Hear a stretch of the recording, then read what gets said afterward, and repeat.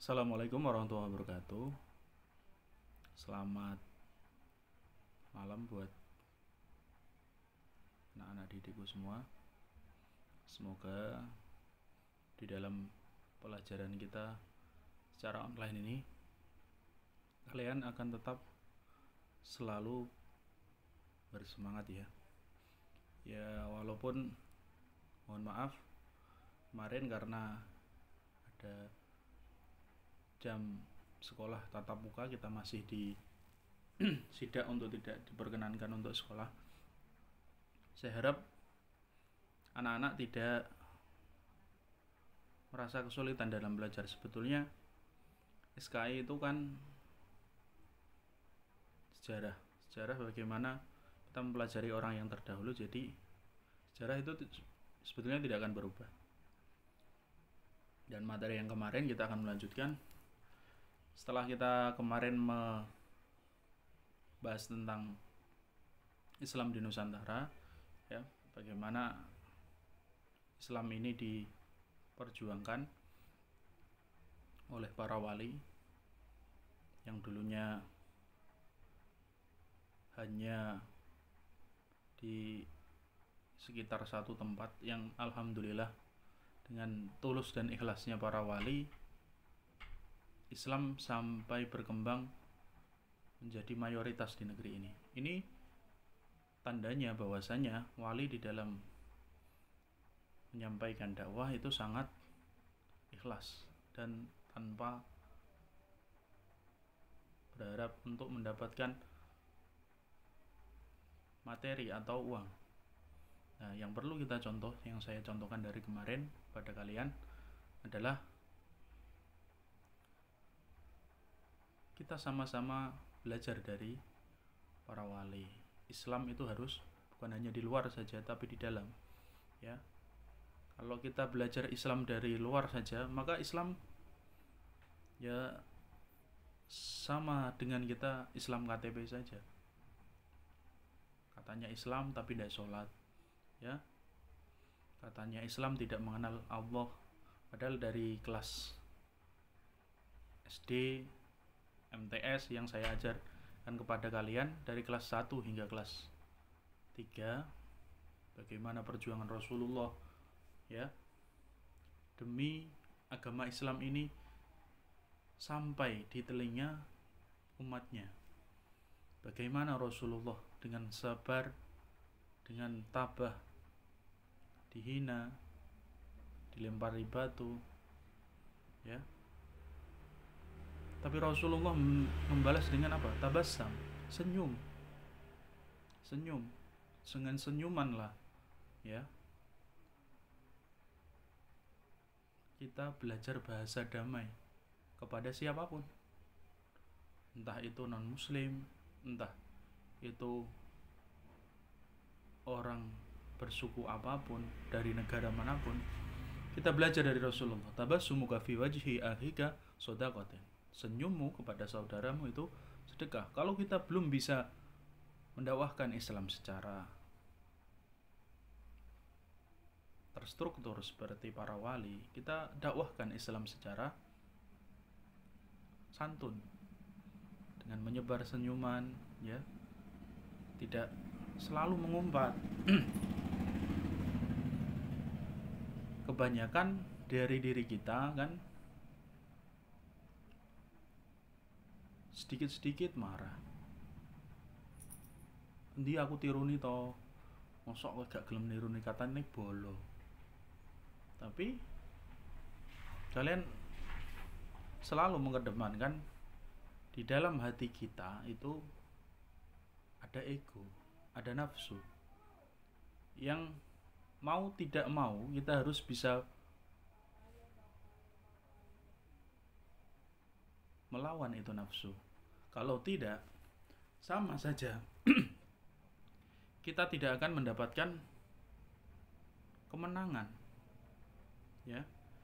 Apalagi yang dicontohkan para wali, ya. Berdakwah hingga pedalaman yang saya ceritakan, ya. Kanjeng Sunan Bonang, bagaimana beliau berdakwah kepada Kanjeng Sunan Kali.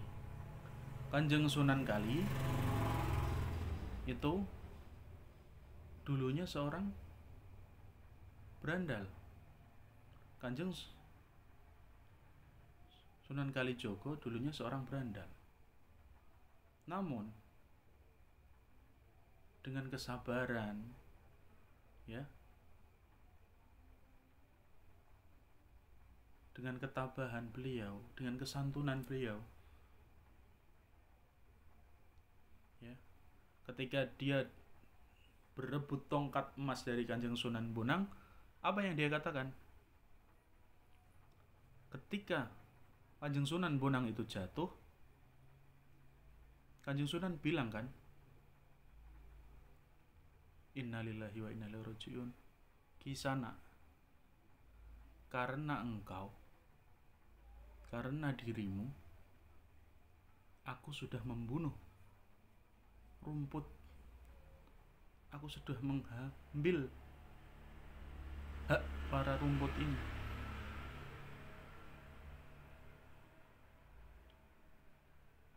Kemudian dengan sabar beliau mengatakan, kamu inginkan emas, tongkat emas ini, ya, itu Kanjeng Sunan Bonang nunjuk kepada wit aren. Tiba-tiba pohon aren tersebut langsung berubah menjadi emas, yang kemudian Kanjeng Sunan Kali atau Raden Syed dulu tidak lagi menginginkan tongkatnya. Akhirnya apa? Oh emas, dia dekati pohon aren itu, bahkan dia peluk emas. Pohon, daun, buah aren semua menjadi emas. Akhirnya dia peluk hingga terjatuh, hingga pingsan, hingga masuk di dalam benaknya itu pingsan sejenak, hingga Sunan Bonang meninggalkan beliau. Di dalam mimpi, di dalam pingsannya, Kanjeng Sunan Kali itu berpikir bahwasanya ini bukanlah orang biasa. Karena setelah dia bangun, pohon aren tadi, baik pohon, daun maupun buahnya itu juga kembali menjadi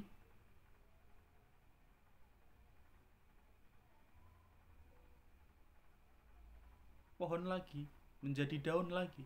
Yang akhirnya apa? Kanjeng Sunan Kali cerdas. Kemudian otaknya jalan, bahwasanya apa?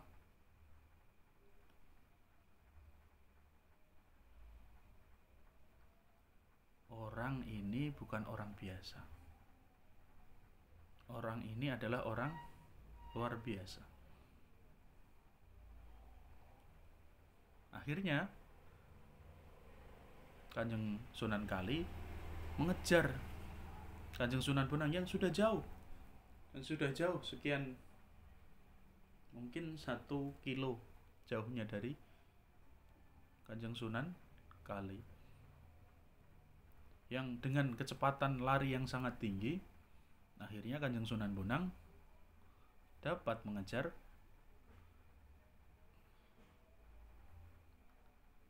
Kanjeng Sunan Kalijogo, dapat mengejar Kanjeng Sunan Bonang. Kemudian apa?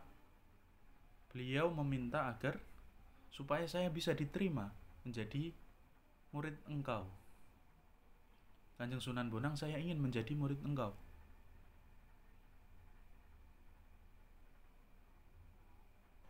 Kanjeng Sunan Bonang bilang, tidak mudah.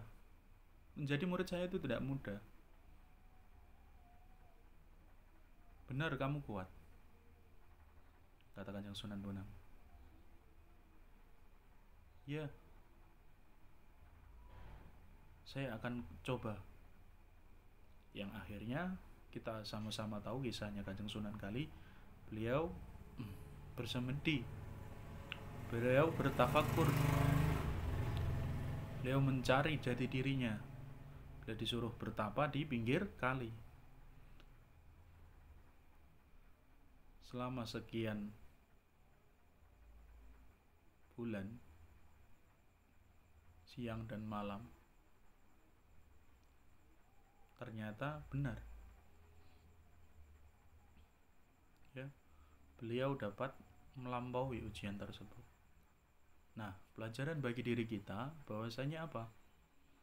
Untuk menjadi seorang yang pintar, untuk menjadi seseorang yang ikhlas, ya, kita harus mengikuti pembelajaran dari Bapak Ibu guru.